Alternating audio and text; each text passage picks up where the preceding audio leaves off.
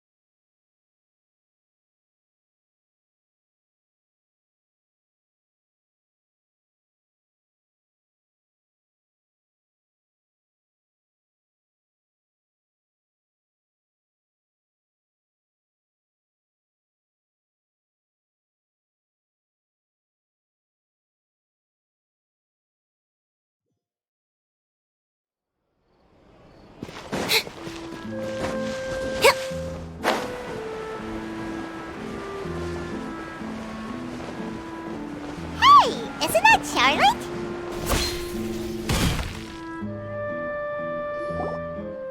I see. So you believe that this warning letter was sent by the Phantom Weasel?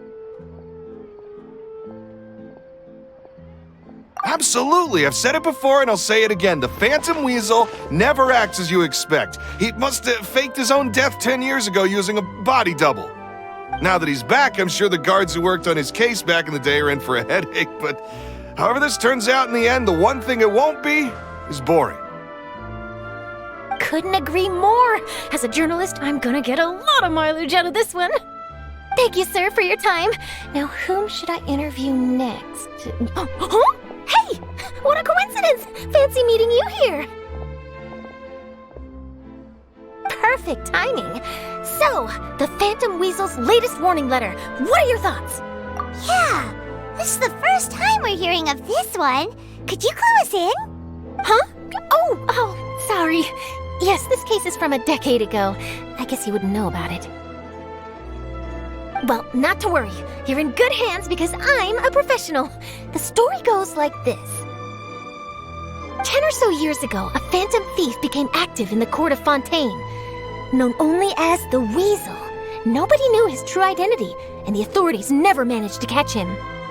Wow, cool! He sounds like one of those mysterious night burglars that you read about in novels. Precisely. Well, except the part where they actually have a good reputation. Our Weasel targeted whatever people held dear, and no one was safe from his predations. He would just as soon steal a necklace from a rich merchant's safe as he would a toy doll given to a commoner child for their birthday. I know, the phantom thieves you read about in novels rob the rich to pay the poor, but this guy did not discriminate. Unsurprisingly, this didn't work wonders for his public reputation. Every man and his dog wanted to see him behind bars. Yeesh. So, did they catch him? Not exactly. There's a good chance that the Weasel would still be at large to this day if it hadn't been for an accident 10 years ago. A magician named Caesar fell to his death in a botched high-altitude escape performance. When the police went through his personal effects, they found a hoard of stolen loot and gadgets used for criminal activities. And that was how the Phantom Weasel's identity was revealed to all. Sure enough, thefts in Fontaine went down after Caesar's death. But today, 10 years on, the notorious thief has once again issued one of his warning letters and pasted it on the gate of the Opera Epiclese for all to see. I had to squeeze through the crowd this morning to get a photo as soon as I heard. Here, it's this one. So, this is the warning letter, huh? Let's see what he wrote. 3 days from now, when evening falls, I shall take from you that which you hold most dear at the opera house, just as you did to me 10 years ago. This is, without a doubt, a clear declaration of criminal intent. After years of laying low, the Phantom Weasel is back with a vengeance. What once seemed like an open and shut case has been blown wide open again. But why has he reemerged now? And what does he want? I sense an epic scoop, and I'm going for it. Uh-oh. If this thief will steal anything that other people value, does that mean even we might be targeted? Really? Oh, let him try. In fact, Paimon's gonna eat all her snacks right now. Let's see what he can do about that. Okay, the people have spoken. It's clear that the public are very concerned about the Phantom Weasel's reappearance. Let's see, I've got a photo of the letter, my interview notes. Yep, that should be enough to form the skeleton of my article. It does feel like something is missing, though. Something exclusive. Who should I interview next? I need someone with a more concrete connection to the weasel. Is that who I think it is? Lyney! Magic, magician, Caesar, the Phantom Weasel! That's it! Let's go interview Lyney! You see, the original Phantom Thief Caesar was a magician too! And what do Phantom Thieves and magicians have in common? They both have an air of mystery about them. Perhaps there's a connection there. Are you serious? What sort of a deduction is that? Oh, relax! My journalistic instinct tells me that an exclusive news story is beckoning. Let's go! No time for delay!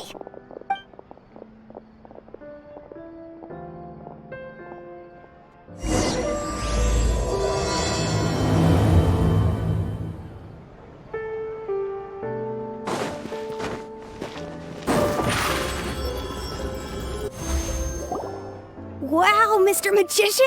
How did you know which card I picked? Oh, it's simple.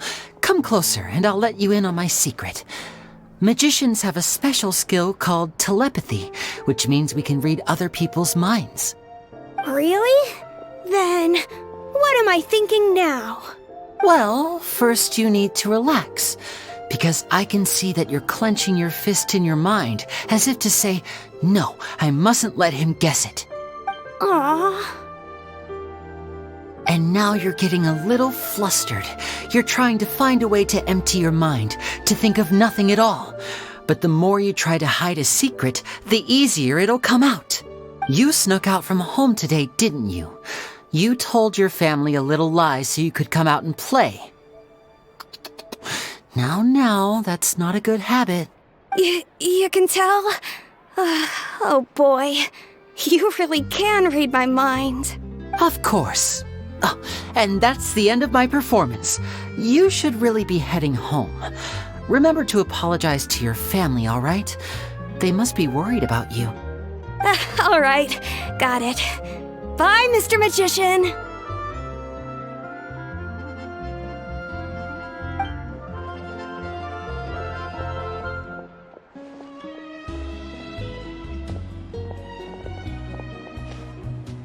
Hey, Lyney? Why, hello. We meet again. Are you looking for me? What's the situation? Well, why don't you guess, Mr. Telepathic? Oh, please. You didn't believe that spiel, did you? The power of telepathy is quite beyond me. I'm sure that child would beg to differ. Seemed like you were right on the money. That was nothing more than a little trickery. I made an educated guess based on his micro-expressions.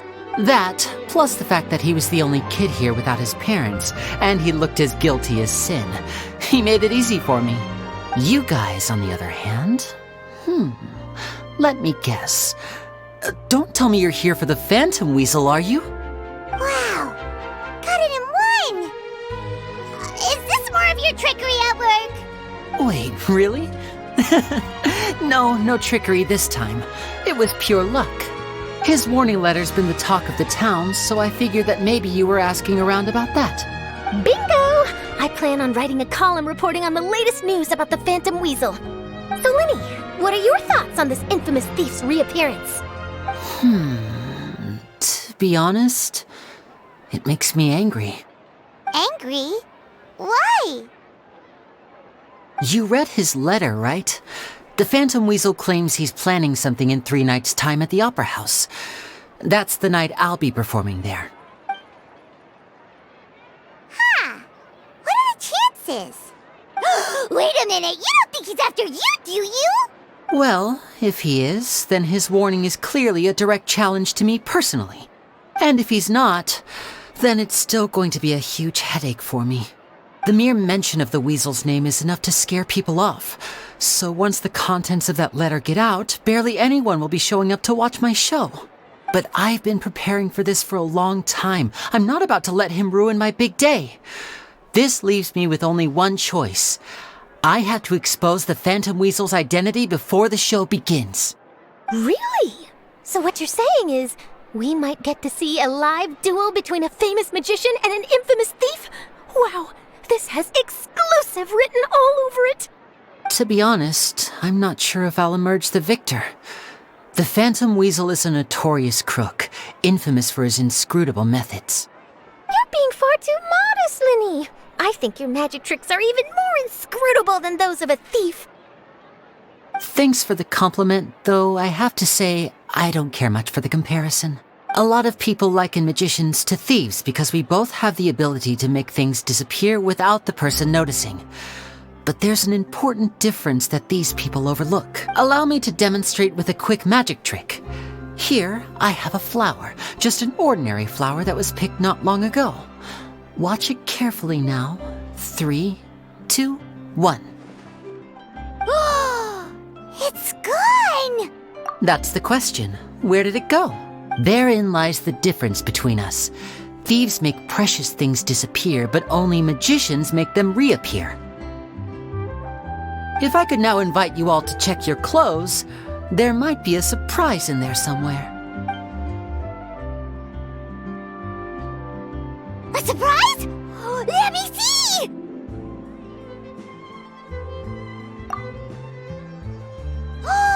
It's right there! But how? You haven't moved this whole time! What an outstanding trick!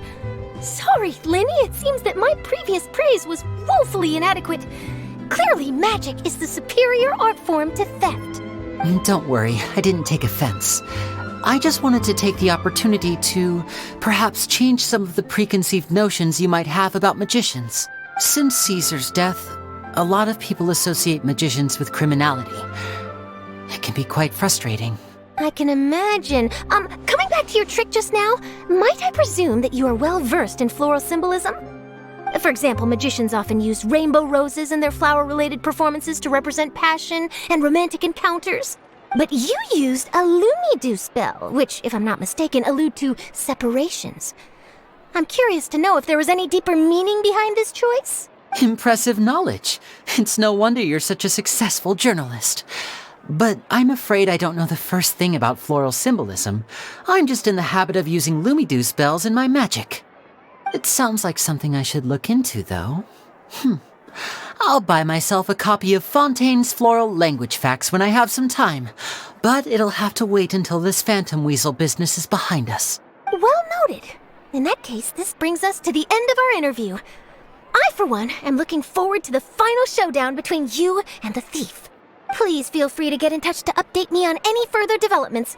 Otherwise, I will of course see you at your show in 3 days' time, but let's hope the Phantom Weasel is caught by then. If there's nothing else, I'll be off. You've given me lots to work with here, and I've got no time to lose if I want to write that exclusive piece. I'll see you all later.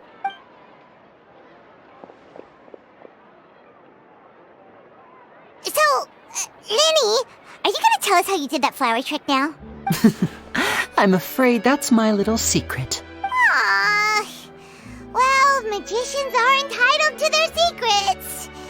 But Paimon's really itching to know how it's done. You feel it too, right? So itchy! Not so itchy then. Well, since you're so concerned, how would you like to serve as my temporary magician's assistants and help me investigate? Magician's assistants? Oh, that sounds fun! Assistants are technically magicians too! Also, it'll bring us one step closer to figuring out how that darn trick is done! Shall we go for it? The first thing we need to look into is who Caesar really was. If he truly was the Phantom Weasel, that means that the weasel is dead, and whoever wrote this warning letter is just a copycat criminal. But if he wasn't the weasel? Well, that'll make things more interesting. And if we're investigating Caesar, his fiancée Gemma is a good place to start. Word is that she visits the cemetery often, so I asked Lynette to wait for her there. We should make a move. Let's go and rendezvous with Lynette. Fresh fruit, sweeter than syrup.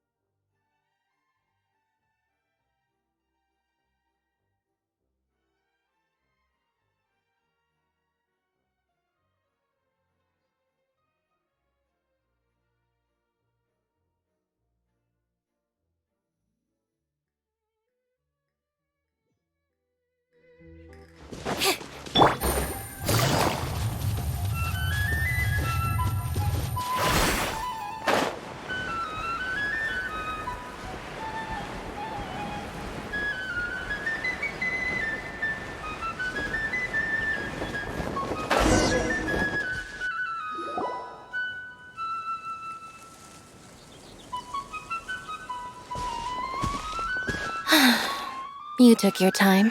Sorry, I bumped into the Traveler and Charlotte en route, and we ended up chatting for a while. It's been a while, Lynette. We're working as Lyney's temporary assistants in the investigation of the Phantom Weasel. Thank you. It's good to have you helping. So, what's the situation? Have you seen Gemma? Nope. I've been here a while, and she still hasn't shown up. How bizarre. Maybe it was bad intel. Well, we won't get anywhere by standing around waiting. Traveler, Paimon, let's go ask around. I'll wait for you here and see if Gemma shows up.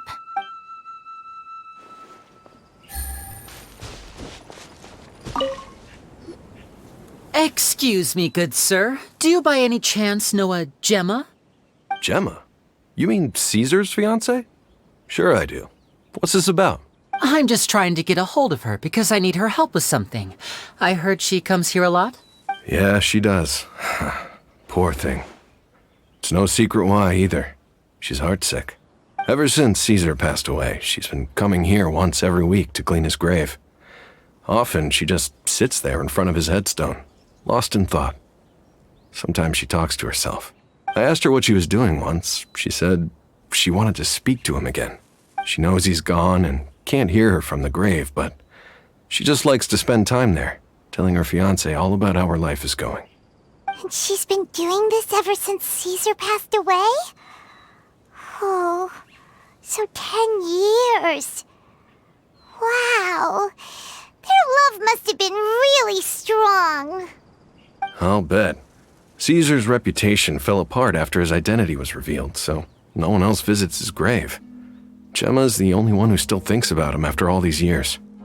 I don't know if the mind lives on in the waters after death, but if it does, I'm sure Caesar must be grateful to have someone who remembers him fondly. If I'm honest, I think this is all so unfair to poor Gemma. Her fiancé was a low-life crook. He doesn't deserve someone like her. Anyway, all of that said, she's running later than usual today. Normally, she'd be sitting in front of his grave by now. I wonder if she's okay.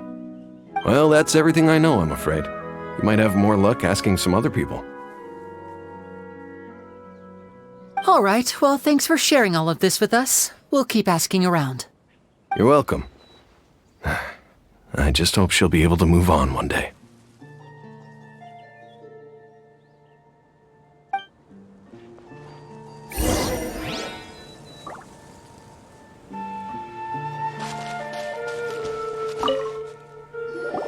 Did you hear the news? They're saying the Phantom Weasel's back. You're kidding. Wait, isn't he dead? I don't know anymore. All sorts of news flying around nowadays. I can never tell what's true and what isn't. But what if, just hypothetically, I mean, what if this weasel's the real deal and Caesar was framed? Called it. Seriously, 10 years ago, on the day it all went down, I said to myself, you know what? This guy's been set up. The Caesar I knew was a good guy. He gave balloons to children on the street, for Pete's sake. What, are we supposed to believe that he was a balloon thief or something? Give me a break. Oh, please. Weren't you the one cursing his name to high heaven when the police announced the news? You were all, "Oh, that gosh darn lousy son of a, you think you know a guy," or words to that effect. Wait, did I say that? I don't seem to recall. Hello there. Sorry for disturbing you, but I couldn't help but notice you were discussing the Phantom Weasel. We're actually quite interested in this topic as well, but we're struggling to get to the bottom of it. Do you think you could spare a moment to tell us a little bit about Caesar? You've come to the right people. Yep, I was there. Back when Caesar used to perform magic tricks on the street. He was a great magician. The best trick I ever saw him do was pop a transparent balloon, only for a whole bunch of doves to fly out from the inside. I was right up close and didn't blink or look away once. But for the life of me, I still don't have the faintest clue how he pulled it off. Really incredible stuff.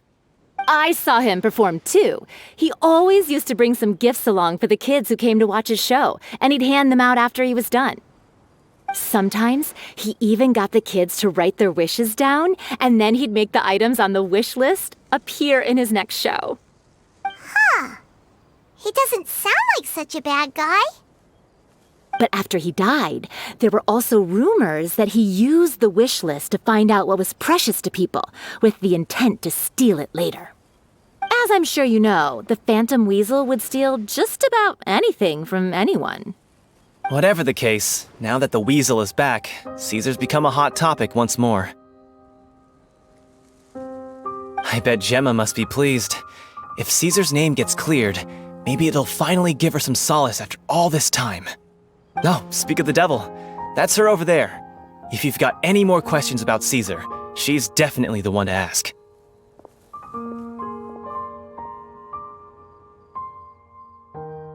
So that's Gemma. Is it just Paimon, or does it look like something's wrong? Wait, it looks like she's injured. Come on, let's see if she's okay.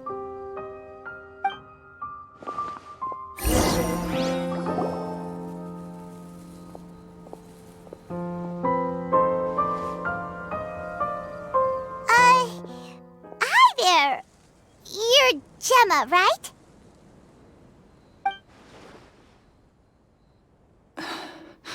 Who's asking? Don't be afraid, we mean no harm.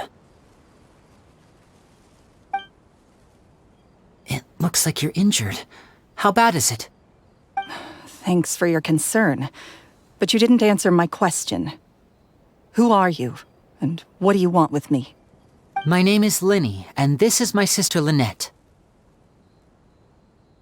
My name's Paimon, and this here's the Traveler. We're investigating the Phantom Weasel. The Weasel posted a warning letter this morning. If he still lives, that means that Caesar was falsely accused. You knew Caesar better than anyone else. So if you're willing, we'd love to hear what you think about all this. I promise you can trust us. We won't hurt you. In fact, we'll do all we can to keep you safe. I never believed that he was the Weasel. Huh. I suspected as much. Okay, so going back 10 years, do you remember anything strange in the weeks leading up to the accident? Did Caesar have a falling out with anyone, for instance? No, not that I know of. Got it. All right, sorry for disturbing you. If you don't have any more questions, please leave. I want to be alone with him.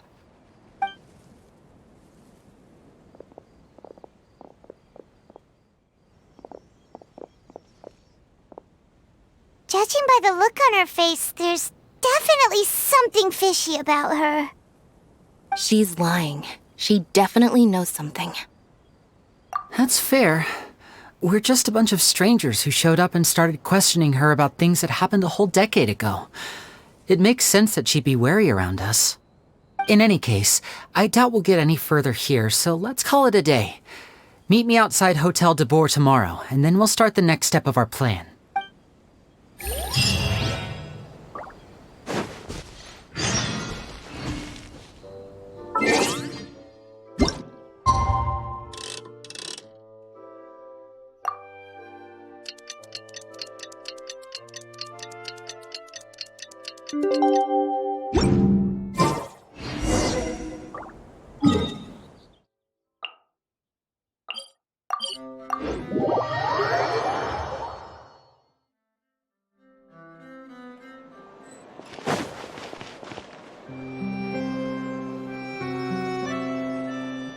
Over here.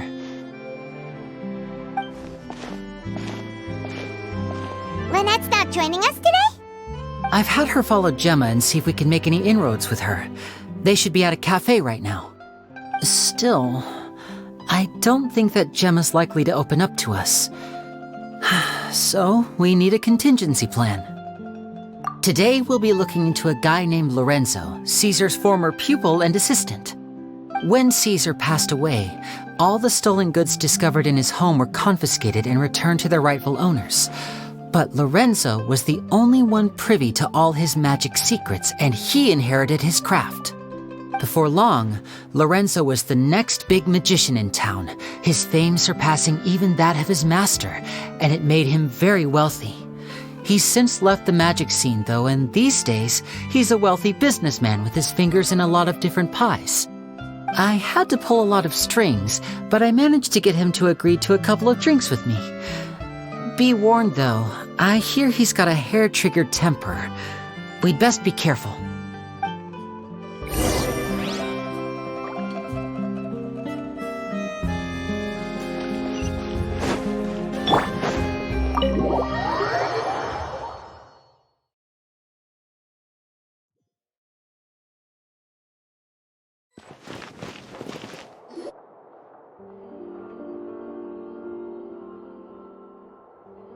You neglected to mention that you were bringing 2 other people with you.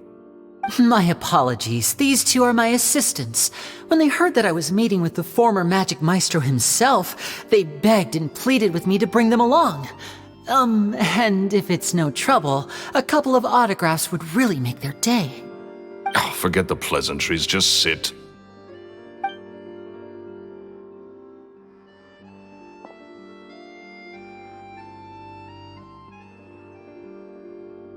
Get a load of this guy. Forget the pleasantries, he says, but he looks pretty happy about Lyney stroking his ego. I only agreed to meet since we're both magicians. Do me a favor and cut to the chase. I have more important things to do than drinking. Much obliged, sir. As it happens, the matter I want to address is also related to magic. Yesterday morning, a warning letter from the Phantom Weasel appeared on the entrance to the Opera House. He claims to be planning something for the same evening that I'm scheduled to do a magic show there. As such, I believe that I may well be his target. I have to get to the bottom of this to ensure that my show can go ahead as planned. Naturally, any investigation into the Weasel starts with a few questions about Caesar, who... What is there to investigate? Caesar was the Weasel and he's been dead for 10 years. So what if some sick creep thought it'd be funny to write a warning letter? It changes nothing. Are you trying to tell me you actually bought it? Please, sir, no need to get so worked up. I do concede that a copycat is but one possibility. Possibility? It's a fact, Lyney. Look, my patience is limited, so listen carefully while I'm still willing to put up with you. The Weasel is dead. Period. Everyone knows that, so do yourself a favor and quit this investigation. It'll lead you nowhere. Look, if this affects your magic show in any way, I will personally compensate you for any losses. Oh, sir, I'm honored, really. But this isn't about finances for me. My pride as a magician is what's at stake here, Lorenzo. Copycat or not, this person has thrown me the gauntlet, and I must meet their challenge head on. Your pride? Don't mince words with me, boy. Just tell me, what exactly are you seeking to do? I want to find out the Phantom Weasel's true identity. I have to know for myself what really happened 10 years ago. What would that accomplish? And what do the events of 10 years ago have to do with you, anyway? Look, you of all people should know that a magician never reveals their secrets. And in any case, dead men don't talk. So if you really care about your magician's pride, then you'll forget about Caesar and move on. Uh-oh. This is getting awkward. Lorenzo? Is that? Oh, it is you! I know that big, booming voice anywhere. What's up, my man? Want to grab a drink with me? Another day, I'm busy. Oh, come on. You can't be all business all the time. You know what they say? Live fast, die young. You gotta learn how to kick back and relax once in a while. If I wanted your life advice, I'd ask for it. Now get out of my face and go be drunk somewhere else. Sorry, my good sir. I don't believe I've had the pleasure. Oh, hey! Edmondo. He and I are business pals. We worked together a bunch of times.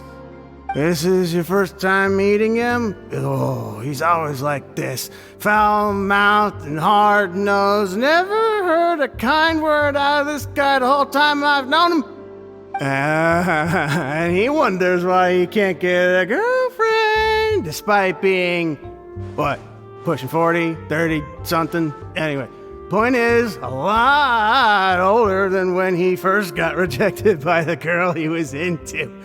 And he's still into, from what I hear. Shut up and get out of my face. Another word out of you and you can forget about doing business with me ever again. Do I make myself clear? Sorry, I may have had a little too much to drink. All right, I'm gonna leave. Don't work too hard.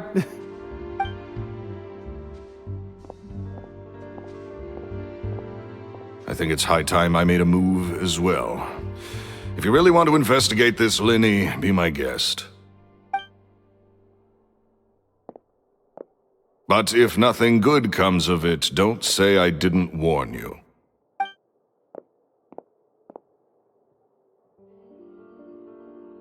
Well, that fell to pieces in a rather spectacular fashion. Any thoughts? Totally. And what was all that about compensating you for your losses? Why would someone you just met make an offer like that? He's gotta be hiding something. And not like Gemma. She was a little suspicious, but this guy's definitely covering something up. I think so too. We need to look into Lorenzo more closely. That guy Edmondo seems to know a thing or two about him. He only just left. Let's see if we can catch up with him.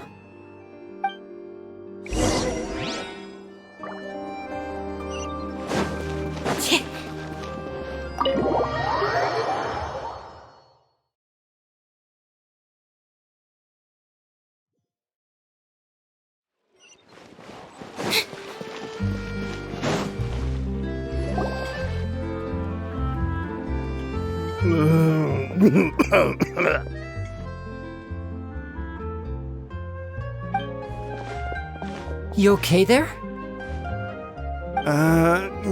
Who are you? Oh, it's you guys. Don't worry about me. I must have had one too many. I just need to ride it out. I said way too much back there, didn't I? Yeah, I nearly talked myself into complete financial ruin. Note to self, no more drunken chats when Lorenzo's around. So he was serious about threatening to cut you off? Ugh, Paimon knew he was a bad egg. Hey, just keep your voice down. Don't go prying into Lorenzo's personal affairs. Bad things happen to people who ask too many questions or make an enemy out of him.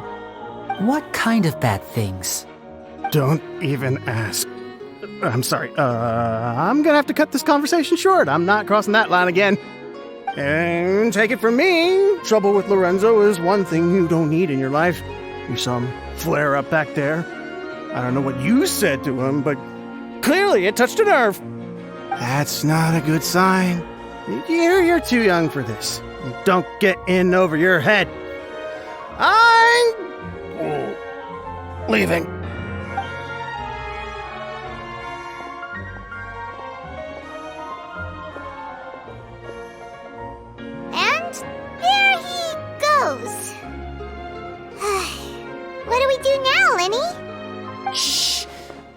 think we're being watched.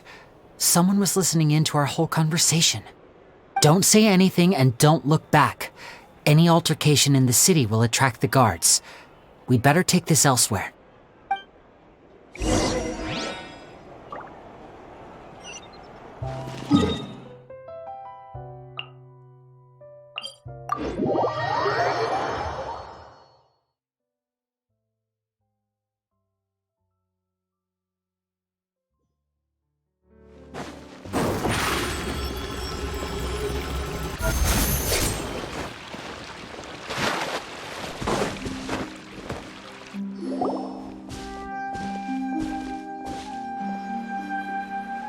You followed us a long way. Why don't you come out and introduce yourselves? So you're Lyney. And where's your sister? Ain't she with you today? Save us the trouble and go fetch her for us. Let's not drag this out. Paimon doesn't like the tone of your voice, mister! Who sent you, huh? Save your questions, missy. You ain't gonna need answers where you're going. Capiche? Looks like we can't avoid this fight. Now, I'm not the strongest fighter, so I hope you're ready to back me up. Don't worry, we got this!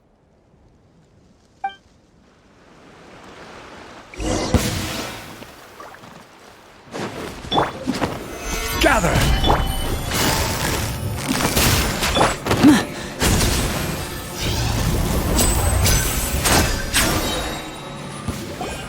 Curses. They're tougher than we thought. Vision wielders are always trouble. Intimidation ain't gonna work like it did on the lady. Come on, let's scram! Hey, wise guys! We ain't through with you yet! Oh, they got away! Did you catch what they said just before they left? Something about intimidating someone else. Sounds like they just wanted to rough us up as a scare tactic, and they've already done it to someone else, but who?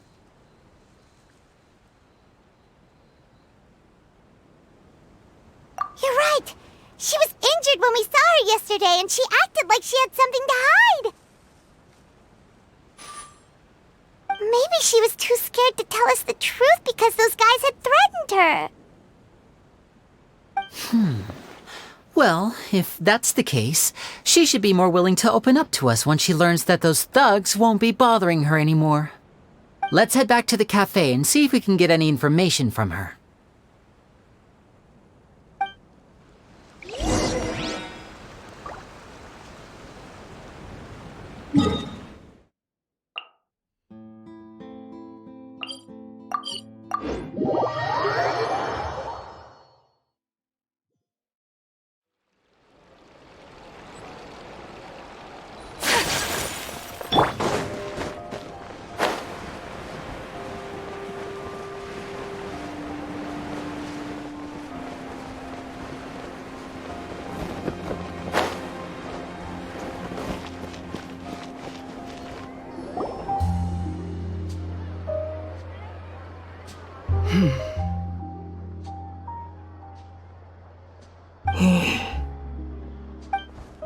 Gemma?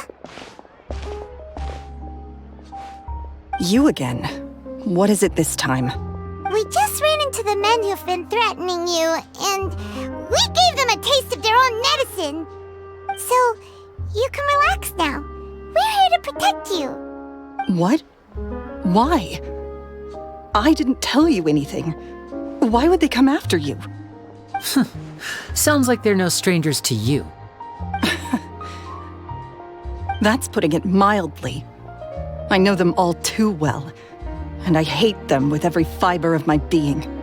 It's been 10 long years, and still every time I try to look into Caesar's death, they show up and warn me not to do anything stupid. How do I know I can trust you? Do you really think you can get to the bottom of it all? And why are you doing this? I'm afraid I can't reveal all the details just yet, but I can promise you this. I will expose the Phantom Weasel's true identity. Because you see, this is a personal matter of the utmost importance. I give you my word. Trust me. Okay. How can I help you? I've heard that Caesar used to have a magic workshop where he kept a lot of his personal effects. If possible, I'd like to take a look at them. Do you know where it is? The Fleuve Sonde. But the place was sealed up by the police after his death, and no one's been there since. I also know that the Fleuve Sonde is dangerous territory. Lots of hostile groups lurking around. If you're serious about going there, please be careful. Understood. Lynette, you stay here and take care of Gemma. Don't let her come to harm. Got it. But if I'm staying here, I'm ordering dessert. I mean, bon appetit. But stay sharp, too. They're likely to come for you while I'm away. Okay. All right. Power saving mode off. I'll start taking this more seriously now.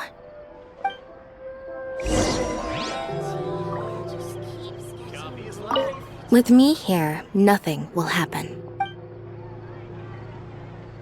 Whatever you do, please be careful. If anything happens to you because you're investigating Caesar, I'll never be able to forgive myself.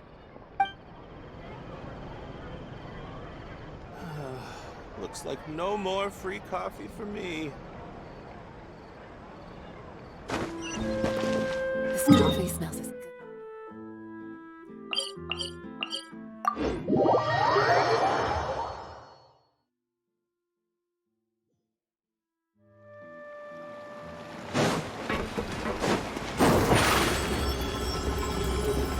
Over here!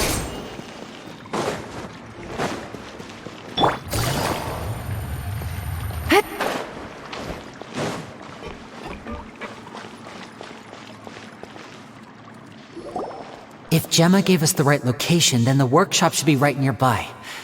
Huh. Looks like these boxes are blocking the entrance. Let's shift them away first. There we go. It should be just down here.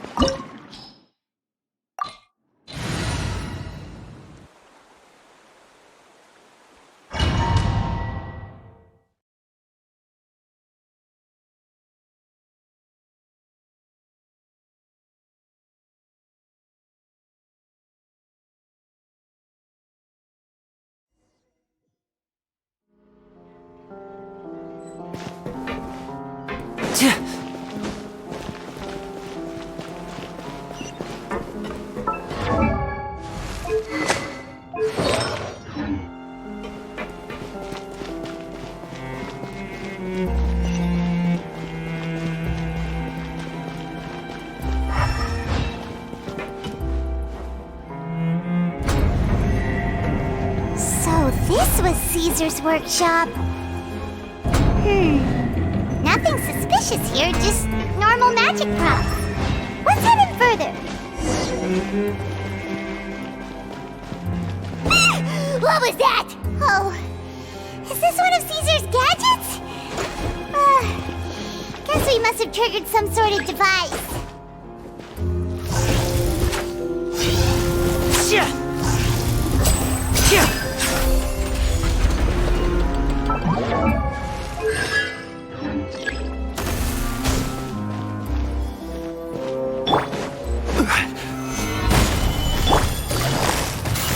Busted!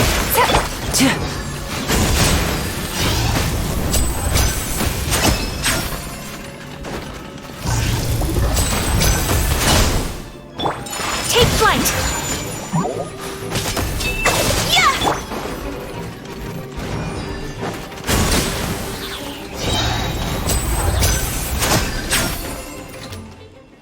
Whoa. Look! The doll in the box is glowing!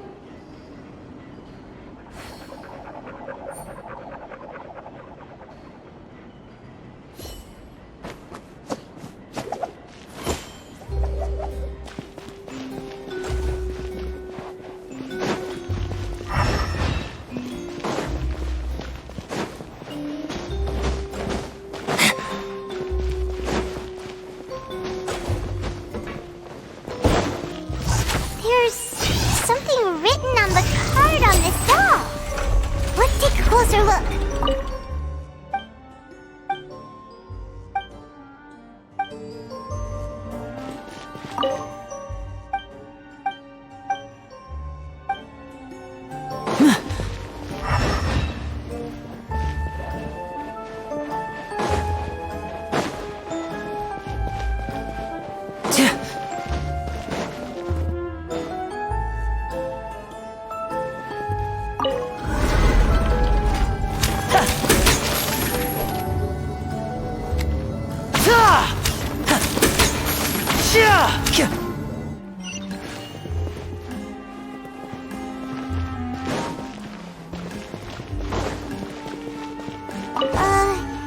These magic boxes are moving. What do we do? One of them looks different from the rest. Let's investigate.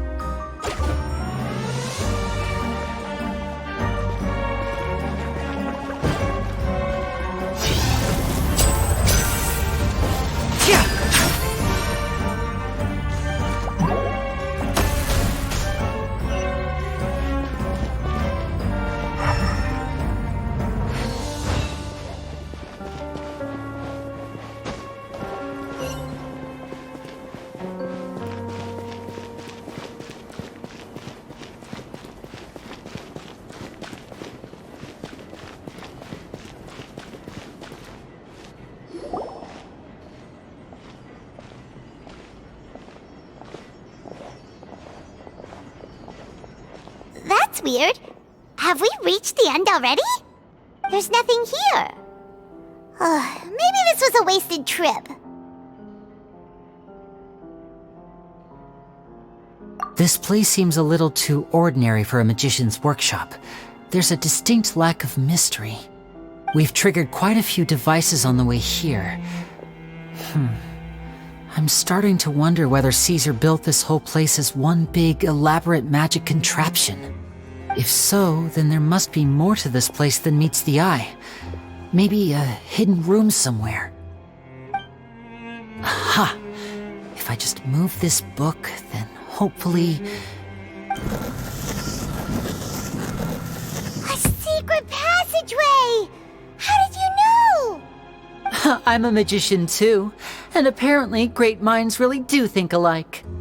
Looks pretty big inside. Let's head in and take a look around.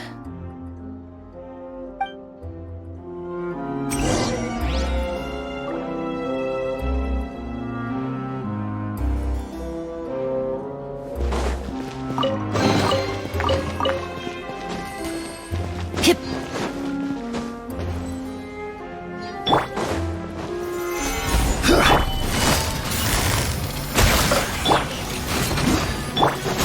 And voila!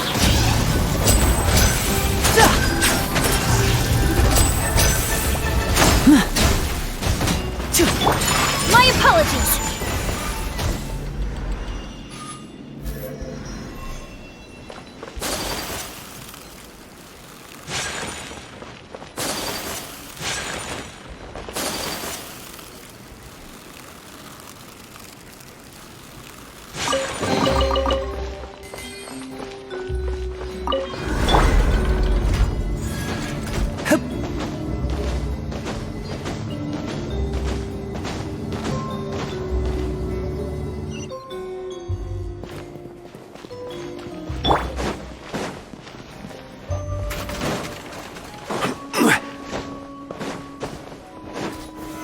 Solidify!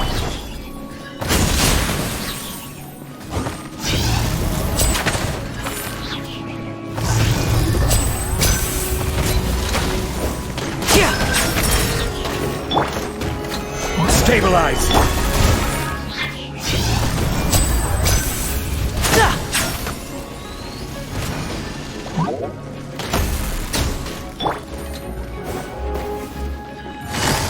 Quietly now.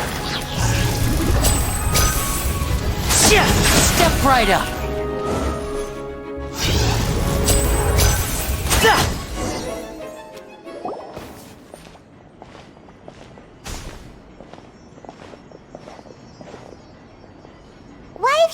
Lyney? Is there some device in that box? Huh. It just looks familiar somehow. Let me check this out for a second while you guys go on ahead. If anyone makes a major discovery, let's rendezvous here. All right, see you in a bit. The placement of this...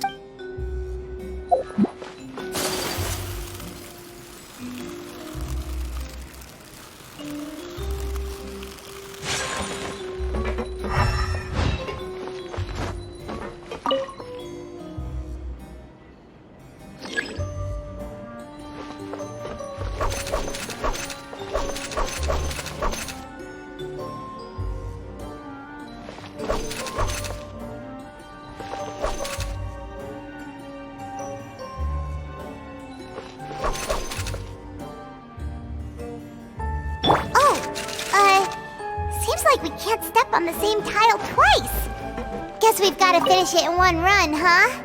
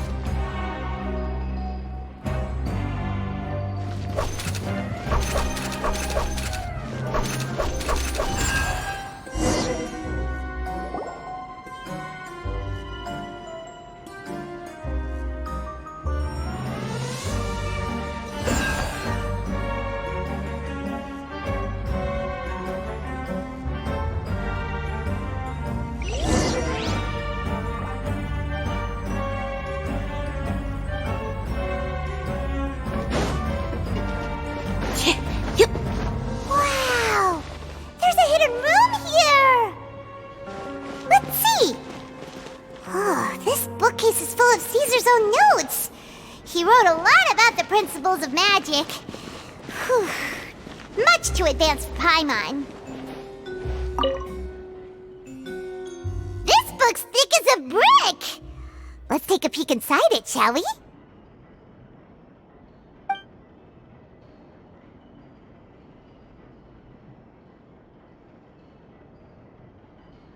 At one of my shows a few days ago, a child asked me how I pulled candy out of my hat. As a joke, I told the kid that the hat has a built-in wish-granting machine. Next thing I know, today a whole bunch of kids were pestering me to pull all sorts of things out of the hat. So I told them another white lie. The machine needs time to power up, but in the meantime, you can write your wishes down. Well, they took me up on that offer, enthusiastically. As I write this, I've only just got back from running around all over town, buying the things they wanted. Boy, are my legs sore. I wound up saving very little this month, but that's not a major issue. I now have a bigger problem. How am I going to hide all these things inside my hat? Two children came to talk to me after today's show. I don't know why they were out on their own. They looked much too young to be unsupervised. I do hope they got home safely. Anyway, they said that they wanted me to teach them how to do magic. It's not uncommon for children to ask this, of course, but I've never seen any of them as serious about it as these two. I told them that learning magic is very hard work. But that didn't faze them at all. It's like they already knew. They seemed so committed. I couldn't turn them down.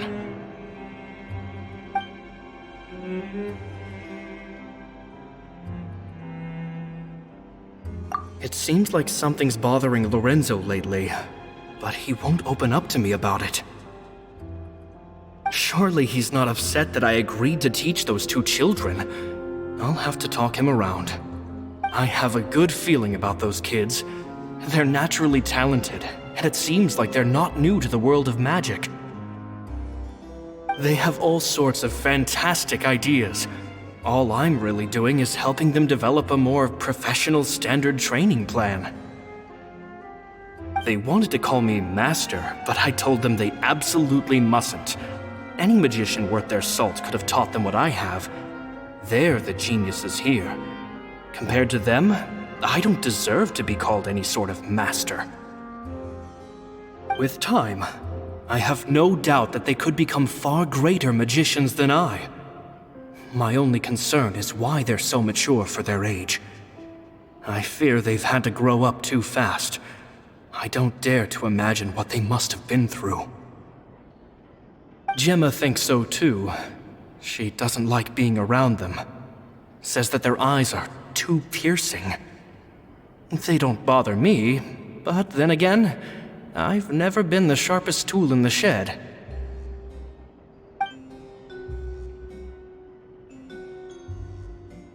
It's nearly time for me to go on tour. I asked the two kids if they'd like to come with me, but they shook their heads. I once overheard them talking about their father and their mission. Sounds like their parents have other plans for them. I guess we'll be parting ways soon. It's only been 10 days since I first met them, but I think that I've gotten a feel for their personalities now.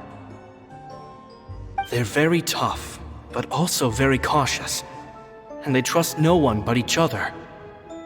This, I fear, is not a good habit to have. They hide things from me too. For example, when I asked them where they live and why they wanted to learn magic, they lied. That's the thing about children. Whenever they're trying to cover something up, it always shows somehow. I can sense that their lives have been hard, possibly even dangerous too. They're not like other children. It's a shame that I can't do more to help them. After thinking things over, I decided to tell them a bit about how I see the world. It's full of lies and falsehoods, and that is why we must find our own truth. P.S. I hope they won't find my nagging annoying. Children are so opinionated nowadays. Will it do them more harm than good for someone they've only known 10 days to lecture them like that? P.P.S. Maybe I'm overthinking this. Children aren't interested in grand philosophies. It probably just went in one ear and out the other. Oh, Caesar, Caesar. Just mind your own business next time.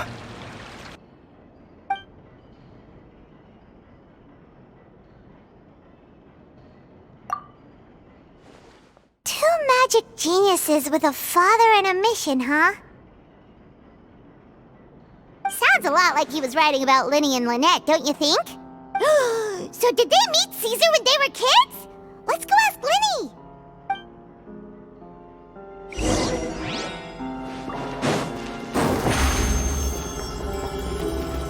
Step on up!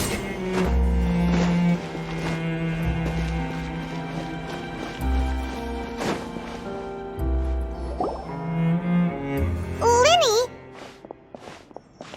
Shh, hold that thought. As I expected, there's a lot of fishy things going on in this place. Fishy? Uh-oh, what have you found? All in good time.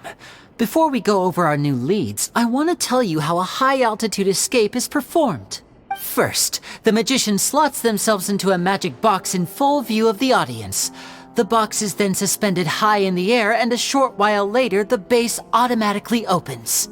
At this point, a dummy will fall out of the box, but it looks real enough to grab the audience's attention, and they start wailing and screaming. Meanwhile, the real magician, who has by now blended into the crowd, waits for a good moment to make their appearance and put on a hysterical performance. Oh no! Is that me?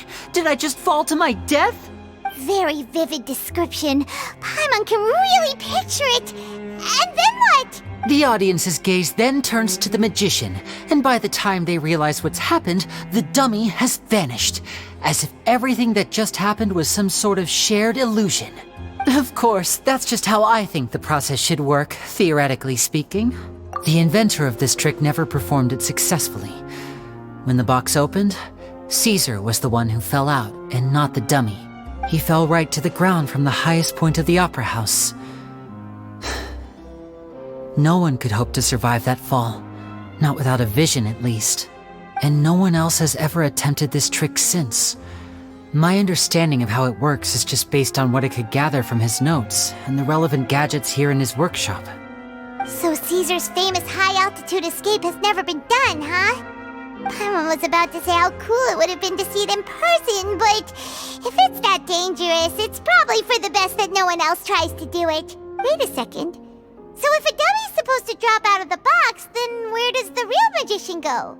How does he get out? Glad you asked. That brings us to the secret of said box. This box right here is the one that Caesar constructed himself to use in the performance, and it's not as simple as it looks.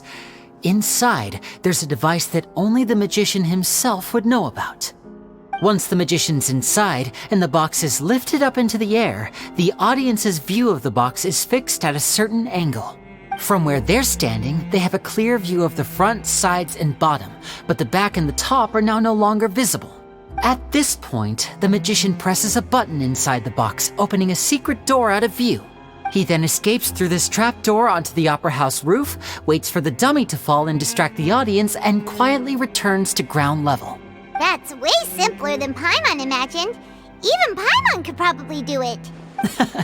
Well, there's a little more to it than that, of course. The hardest part of this trick is controlling the audience's mood and reactions. That takes an exceptional degree of showmanship. There's the falling dummy, the miraculous reappearance, the pompous performing. Maybe the magician would even have themselves tied up before it begins to strengthen the impression that there's no escape.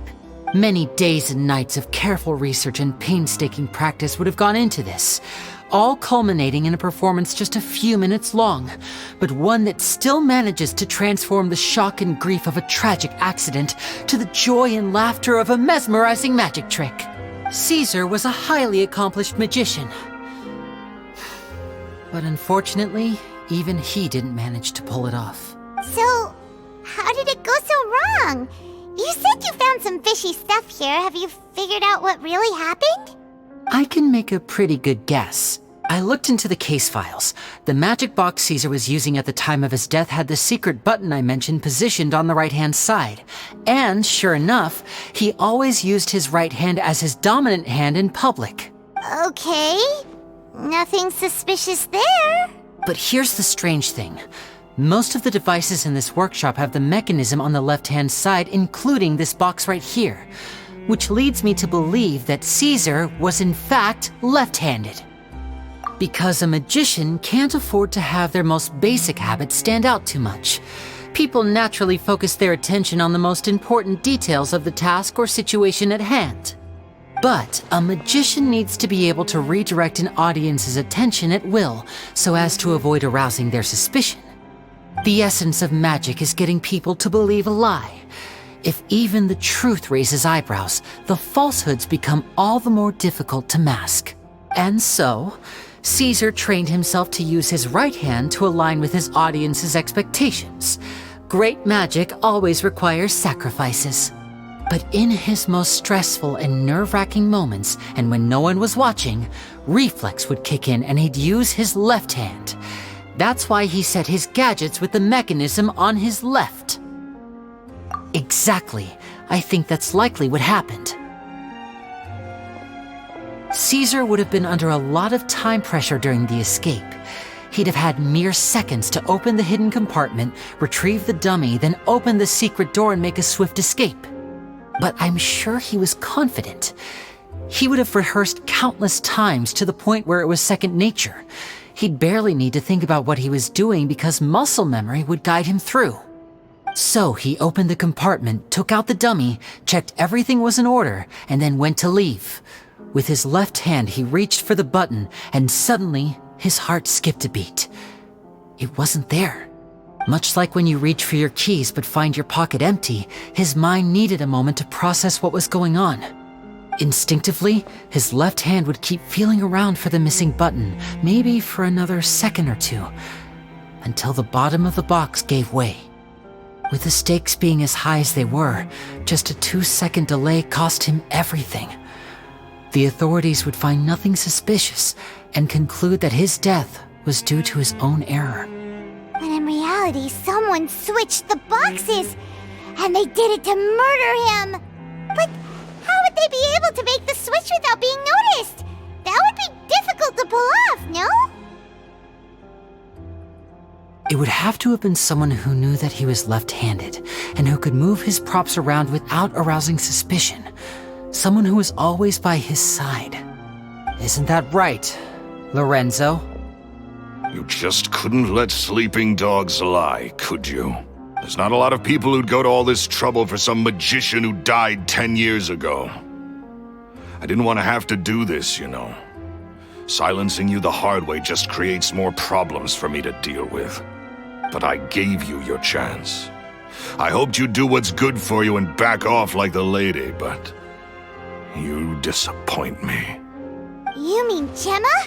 So you are the one who's been threatening her! Yes, although however stubborn she might be, she was never much of a liability. But you people, which is why you can't leave this place alive. Take them out, and make it quick. Do your worst!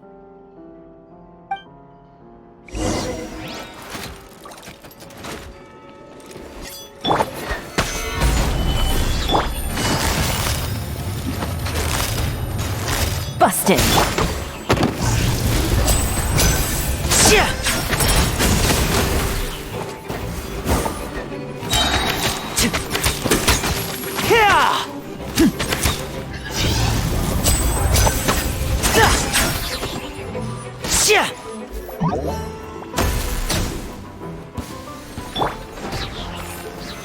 Solidify! Quietly now. Cue the spotlight!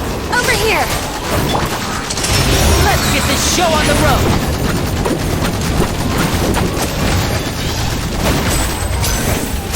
And voila!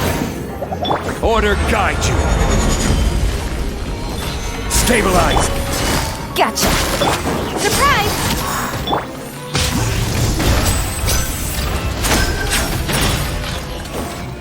Now disappear!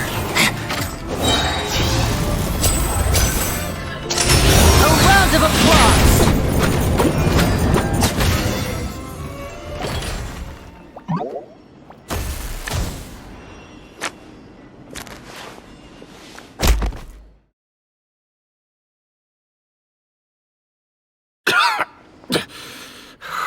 You kids are tougher than you look. Had enough yet, Lorenzo? Your cronies can't help you now. I think it's high time you started talking, and what I'd really like to know is, why did you murder Caesar? If I had a mora for every time you said that man's name. Of course you idolized Caesar, everyone else did. But I was the real genius magician. Me! He was just an amateur who did cheap tricks for gullible children. I was the one who made magic into the fine art it is today. The aristocrats doffed their hats to me! So it was jealousy. Jealousy. Hatred, more like. I hated Caesar. All he cared about was his magic. He lived and breathed it. He poured everything into his street performances and his stupid tours like it was just a hobby to him, never bothering to think about Mora. What sort of fool devotes their life to the art of deception and never has a Mora to show for it? But the people loved him, didn't they? Oh, how they looked up to him. No one gave me a second look. All I ever heard was, "Oh, your master's amazing, isn't he?" Amazing. Yeah, so amazing that he was completely broke. Every other apprentice was living it up at their master's expense, but no, not me. I put in all the work, mastered all the skills, and it brought me nothing more than the life I already had.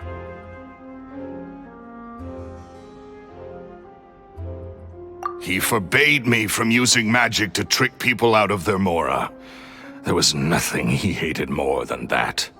And with his reputation in Fontaine, it was too risky for me to go it alone.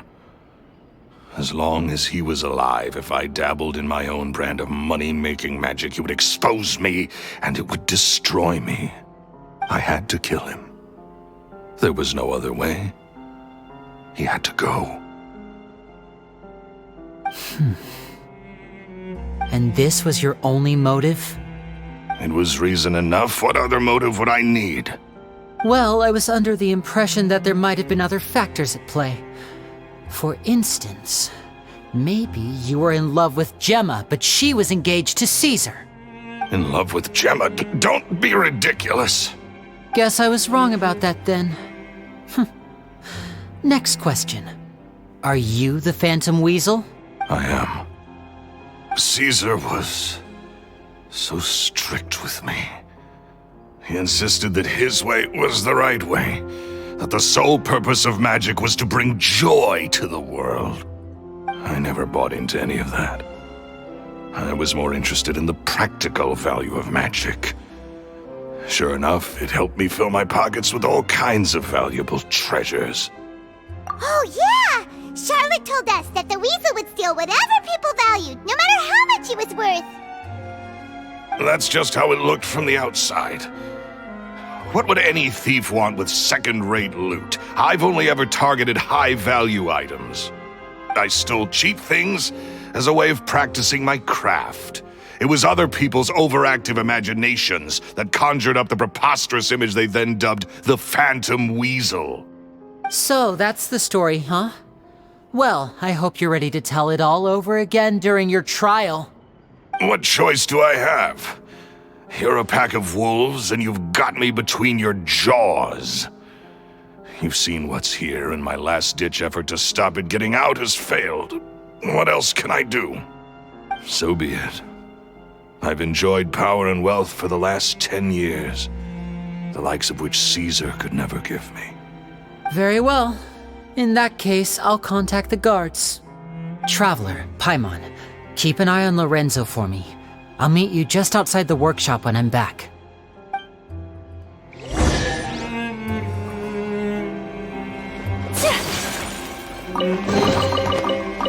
At least I can finally stop looking over my shoulder now.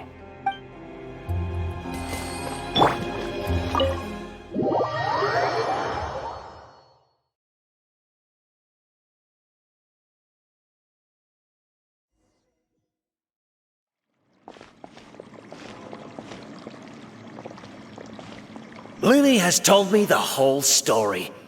Lorenzo, do you confess to the murder of Caesar and to framing him for the Phantom Weasel's crimes? Look who's finally developed a conscience. What kind of disciple murders their own master? I hope it was worth it, because there'll be hell to pay.